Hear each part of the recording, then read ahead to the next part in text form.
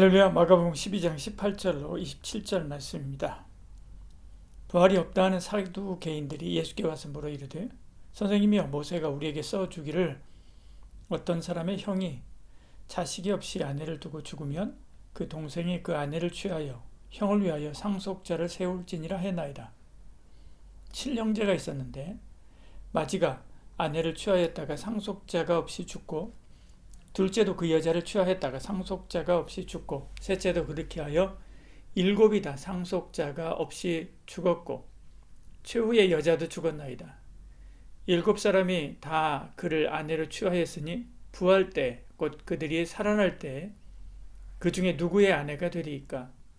예수께서 이르시되 너희가 성경도 하나님의 능력도 알지 못하므로 오해함이 아니냐.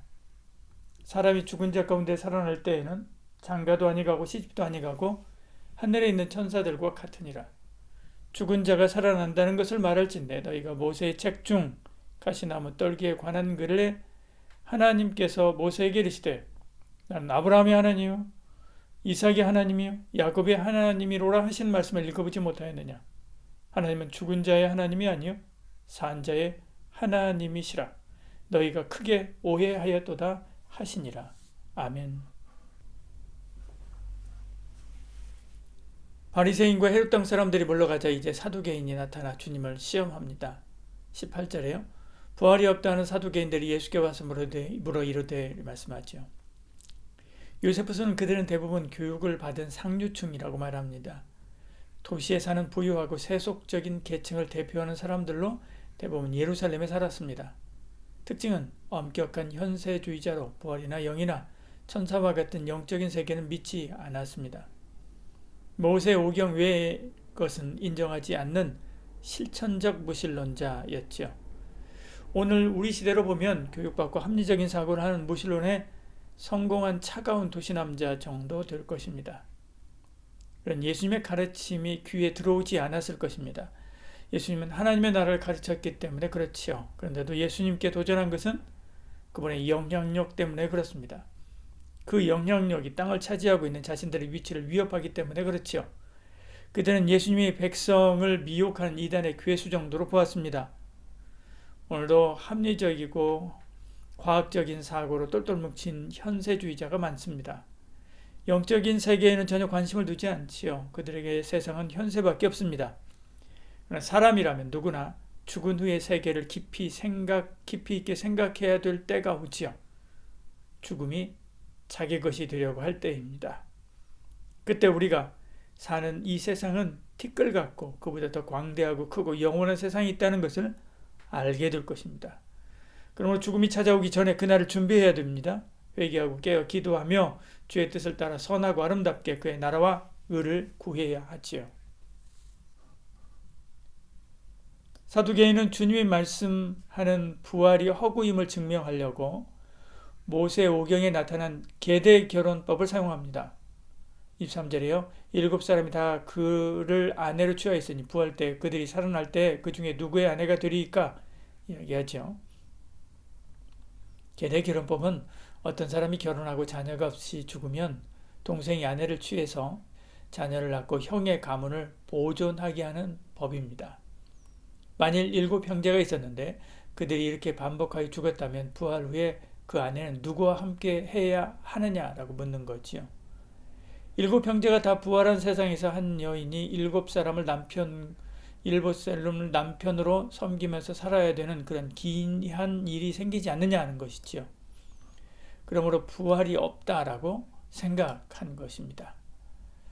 그들의 말이 합리적이고 옳은 것 같습니다. 근데 여기 한 가지 약점이 있습니다. 부활 후의 세계도 지금과 같은 세계일 것이라고 하는 전제지요. 그러나 그 세계는 같은 것 같으면서도 다릅니다. 거기는 결혼이 없지요. 25절에요. 사람이 죽은 자 가운데 살아날 때에는 장가도 아니가고 시집도 아니가고 하늘에 있는 천사들과 같으니라 이렇게 말씀합니다. 만일 같다면 굳이 세계를 나누고 우리를 이 세계에서 그 세계로 데려갈 이유가 없지요. 거기는 인류가 죄로 무너뜨린 이 세계보다 더 좋고 완전한 세상입니다. 이처럼 우리 중에도 내가 아는 지식과 세상이 전부로 알고 자기 생각에 갇혀 사는 사람이 많습니다. 그러나 우리는 하나님 앞에 겸손히 엎드리고 묻고 배워야 되지요. 세상은 우리 상상 이상으로 크고 광대합니다. 특히나 보이지 않는 세계는 더욱 그렇지요. 그들은 당대 최고의 지식인이라고 자부했지만 주님은 너희는 몰라도 너무 모른다 라고 이야기합니다. 24절에요. 예수께서 이르시되 너희가 성경도 하나님의 능력도 알지 못함으로 오해함이 아니냐 이 말씀하죠.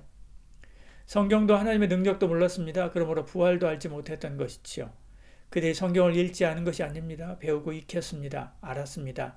가르쳤습니다. 지금 예수님께 성경으로 질문하고 있는 것을 보지요. 그러나 그들은 그 안에 깊은 진리를 알지 못했습니다. 그들은 가르치기 위한 성경이었지 지키기 위한 성경이 아니었습니다. 그러니까 사변적이 될 수밖에 없지요. 그러나 성경을 지키면 성경이 우리를 지킵니다. 그들은 하나님의 능력도 몰랐습니다. 물론 전능하신 하나님을 잘 알았습니다. 천지를 지으신 하나님을 어려서부터 배웠을 것입니다. 근데 그 지식을 삶에 적용하지 않았습니다. 그래서 부활할 수 없을 것으로 생각한 거지요. 그런데 전능하신 하나님이 부활을 명할 수 없다면 전능하다고 할 수가 없지요. 전능하신 하나님, 예수 그리스도의 능력이 우리를 죽은 자 가운데 살리는 일은 너무 쉬운 일입니다. 에베소 1장 19절 20절에 말씀합니다. 그의 힘의 위력으로 역사하심을 따라 믿는 우리에게 베푸신 능력의 지극히 크심이 어떤 것을 너희로 알게 하시기를 간구하노라. 너희가 좀 알았으면 좋겠다. 그의 능력이 그리스도 안에서 역사하사 죽은 자 가운데서 다시 살리시고 하늘에서 자기의 오른편에 앉으사 이렇게 말씀하죠. 죽은 자 가운데 살린다 이렇게 말씀하죠. 그 하나님을 아는 사람이 담대한 믿음으로 진토에서 주를 찾고 그 능력으로 일어설 수 있는 것이지요. 기도하겠습니다. 주님, 말로는 주여 주여 하지만 삶은 죽어 합니다. 지식으로는 전능하신 하나님을 알지만 삶으로는 믿지 못하고 있습니다. 그래서 부활도 능력도 도움도 확신도 없이 불안과 두려움 속에 삽니다. 주여, 우리의 눈을 열어서 하나님께서 기뻐하시는 살아있는 믿음을 허락하여 주시옵소서. 예수님 이름으로 기도합니다. 아멘.